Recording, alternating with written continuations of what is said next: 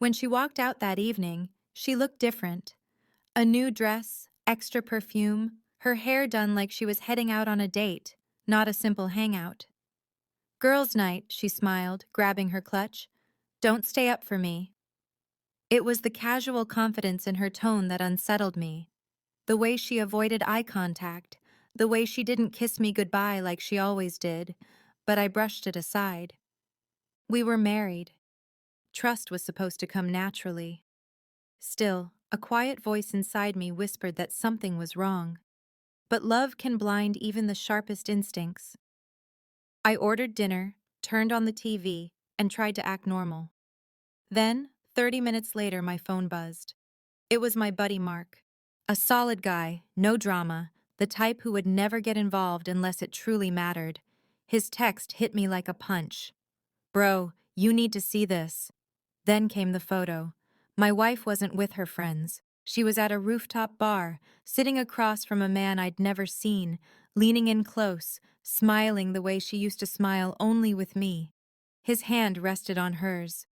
Suddenly, it felt like the ground cracked beneath my feet. For a full minute, I just stared at the screen, unable to breathe. Betrayal doesn't always announce itself loudly. Sometimes it arrives quietly, through pixels and a truth you never wanted to face. My hands trembled. My heart felt heavy and hollow at the same time. But I didn't call her. I didn't explode. Instead, I called Mark. "Is this what I think it is?" I asked. His voice was tight, angry for me. "Yeah, I watched them. It's real." He didn't soften it. "You don't deserve this, man." Hearing it confirmed made the nightmare real, painfully real.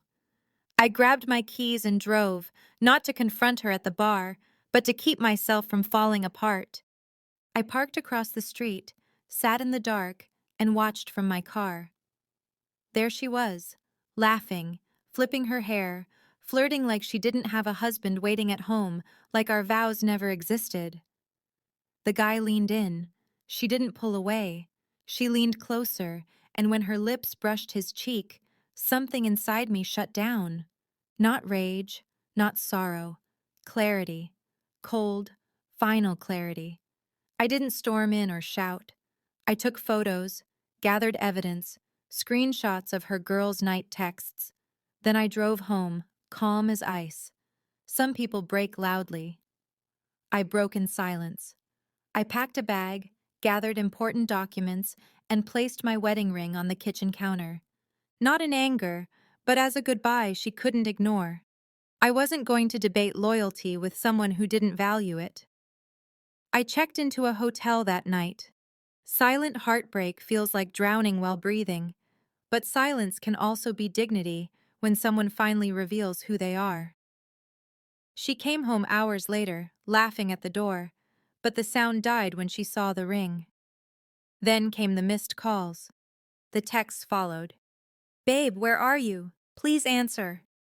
Then panic. "We need to talk." I didn't reply. Sometimes the strongest words are the ones you refuse to say. In the morning, she showed up at the hotel crying, begging to explain. I didn't yell. I simply showed her the photos. Her face collapsed, like reality had finally caught up with her choices. Her excuses were predictable. "It was innocent. Nothing happened. I just needed attention. I didn't mean to hurt you." But betrayal isn't measured only by what someone does.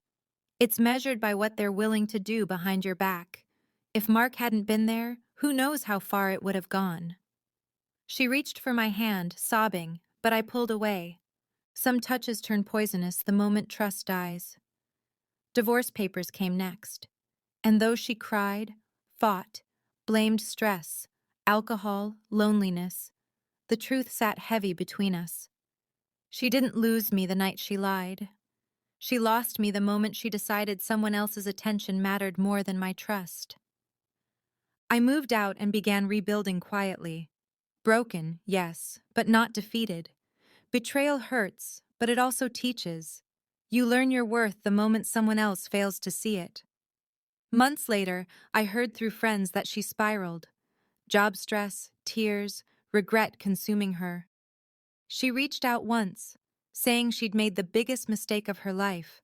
Maybe she had, but forgiveness isn't owed simply because someone regrets losing you. I rebuilt myself stronger, wiser, better.